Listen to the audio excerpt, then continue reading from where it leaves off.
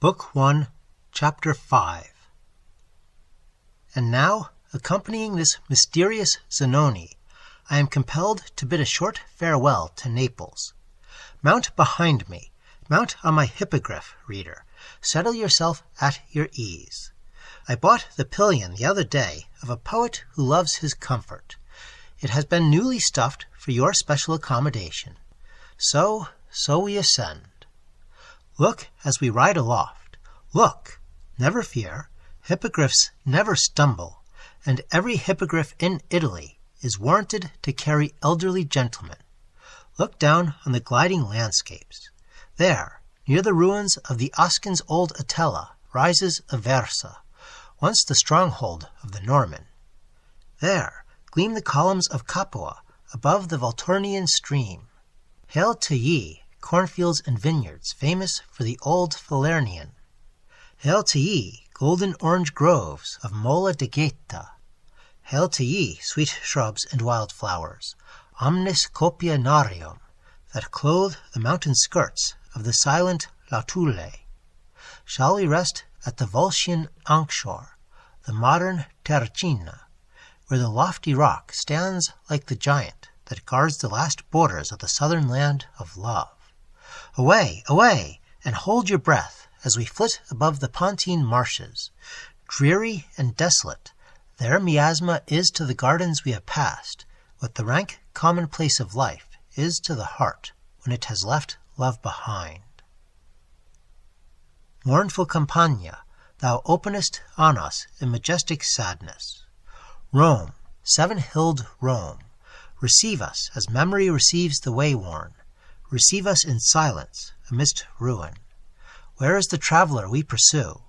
Turn the hippogriff loose to graze. He loves the acanthus that wreathes round yon broken columns. Yes, that is the arch of Titus, the conqueror of Jerusalem. That is the Colosseum. Through one passed the triumph of the deified invader. In one fell the butchered gladiators. Monuments of murder, how poor the thoughts, how mean the memories ye awaken, compared with those that speak to the heart of man on the heights of Philly, or by thy lone mound, grey Marathon. We stand amidst weeds and brambles and long waving herbage. Where we stand reigned Nero. Here were his tessellated floors. Here, mighty in the heaven, a second heaven, hung the vault of his ivory roofs. Here, arch upon arch, pillar on pillar, glittered to the world the golden palace of its master, the golden house of Nero. How the lizard watches us with his bright timorous eye. We disturb his reign. Gather that wild flower. The golden house is vanished. But the wild flower may have kin to those which the stranger's hand scattered over the tyrant's grave. See, over this soil, the grave of Rome, nature strews the wild flowers still. In the midst of this desolation is an old building of the Middle Ages. Here dwells a singular recluse. In the season of the malaria, the native peasant flies the rank vegetation round. But he, a stranger and a foreigner, no associates, no companions, except books and instruments of science.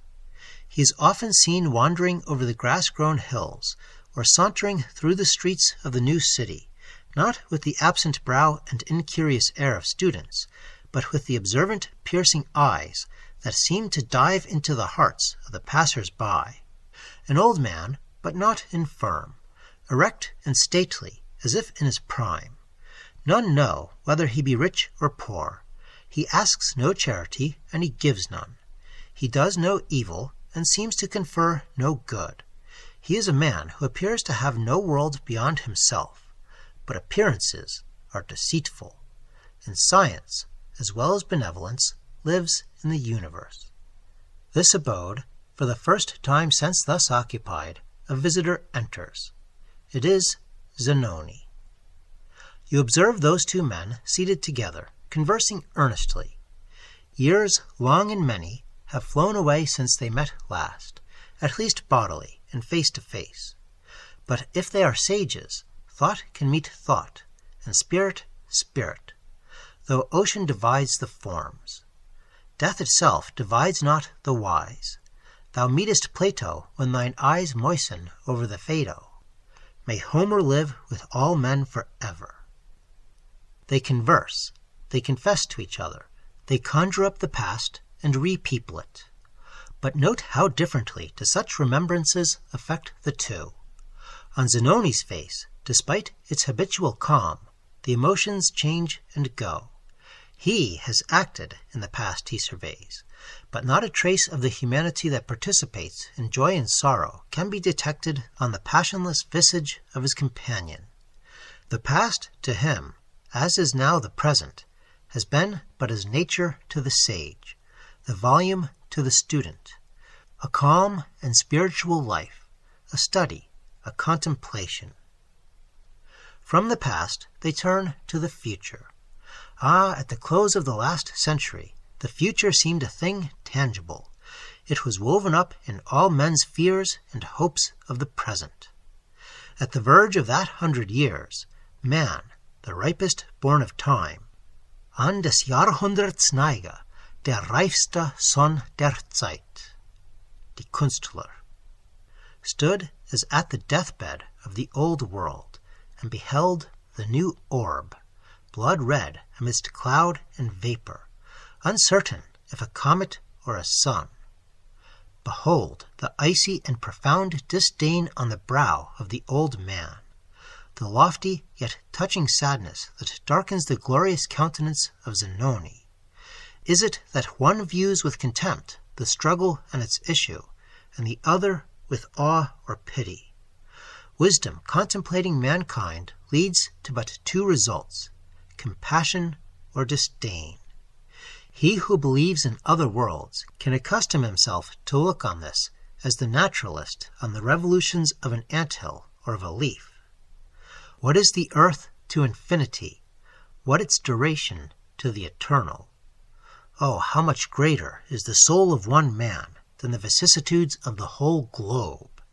Child of heaven and heir of immortality, how from some star hereafter wilt thou look back on the anthill and its commotions, from Clovis to Robespierre, from Noah to the final fire. The spirit that can contemplate, that lives only in the intellect, can ascend to its star, even from the midst of the burial ground called earth, and while the sarcophagus called life immures in its clay the everlasting. But thou, Zanoni, thou hast refused to live only in the intellect. Thou hast not mortified the heart. Thy pulse still beats with the sweet music of mortal passion. Thy kind is to thee still something warmer than an abstraction. Thou wouldst look upon this revolution in its cradle, which the storms rock. Thou wouldst see the world, while its elements yet struggle through the chaos. Go.